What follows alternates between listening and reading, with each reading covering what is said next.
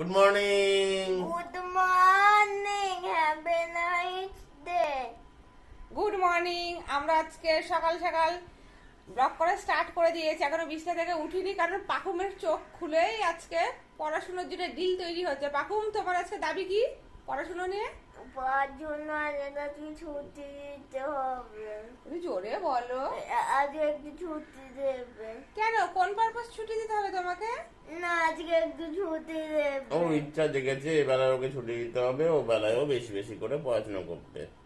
ও এখন পাপাইকে পকাচ্ছে, পাপার গায়ে রীতিমতো চড়ে বসেছে। পাপাইকে ঘুম থেকে তুলে দিয়েছে, কারণ মহারাজের আজকে তাড়াতাড়ি ঘুম ভেঙেছে। গতকাল বলেছে আমাকে 5টার সময় ডেকে দেবে। বাবারি ওর পড়ে নাকি যাচ্ছে। ওর নাকি অনেক কাজ আছে, তার জন্য 5টার সময় ডেকে দিতে হবে। কিন্তু আজকে 5টার সময় না উঠলে ও কটা উঠলো যেন? 7টা। 7:32। ওই 7:32 টাকাতে উঠেছে।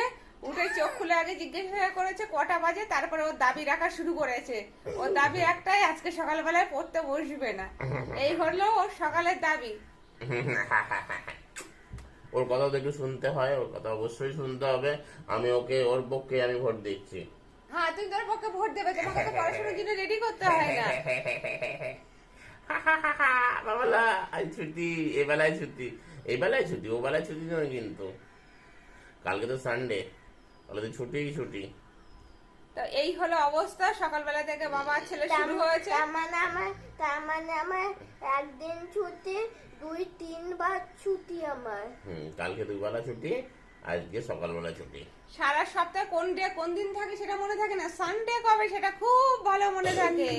কারণ সানডে ও সারাদিন ছুটি থাকে, বদমাইশি করে। মাঝে মধ্যে ছুটি পড়ে যায়, এই যেমন আজকে ছুটি পড়ে যাচ্ছে। আর জানে মাম্মামকে বলে কোনো লাভ নেই, তার জন্য পাপাইকে পকাচ্ছে, সকালবেলায় শুরু হয়ে গেছে।